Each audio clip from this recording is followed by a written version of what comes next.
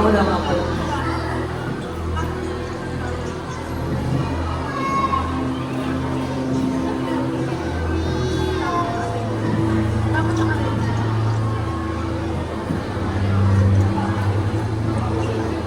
Ginugulo mo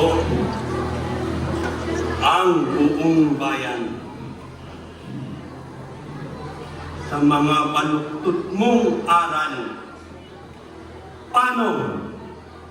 Paano kung malito sila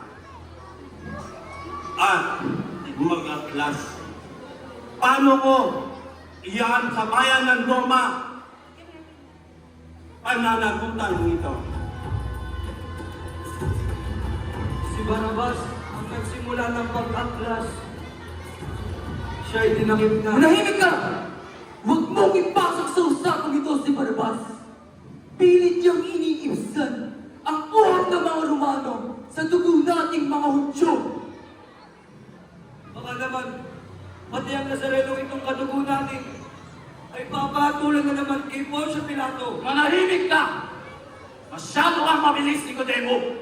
Hindi natin siya inuusig sapagkat gusto lamang natin pakinggan kung tunay na layunin na yung pagwawatak-watak na ating lahi.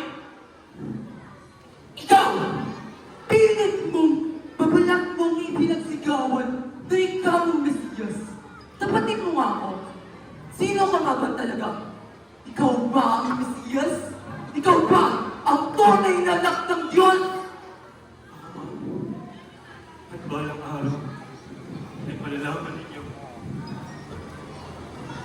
nasa kanyang kamay ang kanyang anak ang nagsugo sa kanya. Kalapastanganan! Ito'y malaking kalapastanganan! Narinig ninyo! Narinig ninyo lahat! Nagmula sa kanyang bibig. Jesus, ikaw ba ay tuluyan ng nahihibang? Kailan? Hanggang kailan mo kami linilangin?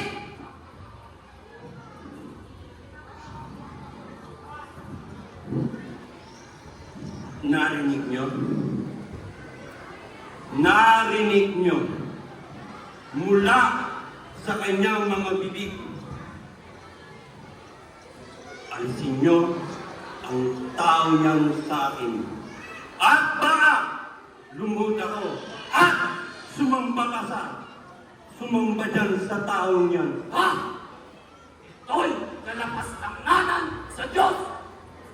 Ano bang pangtotoo ang kailangan natin kung tayo na mismo ang nakarinig mula sa kanyang bibig na siya raw ang anak ng Mesiyas, ang kataas-taasang Diyos?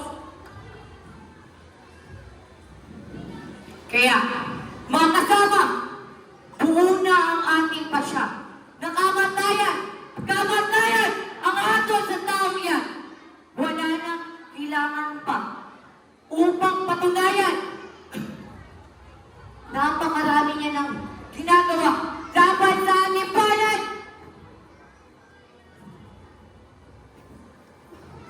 Ang nakasulat ay malinaw. Ang dapat hatol sa mapansin lang na tao ay kamatayan! Kamatayan, Jesus! Wala ka nang magagawa pa! Bakit? Bakit kinakailangan katulad ng kamatayan nitong si Jesus? Ano ba ang nagawa niyang kasalanan? Kasalanan bang manampalataya at magturo ng tama sa tunay na Diyos? Minsan niya nang kinampana. Bayan! Ginagawa ang mga Ginoo na ginagawa lamang ay mga kalakal. Ang kanyang kalapastanganan ay sapat na upang palasaan ang kamatayan! Kamatayan! Hihibang ka na talaga, Nicodemo! Hindi mo na alam ang iyong ginagawa!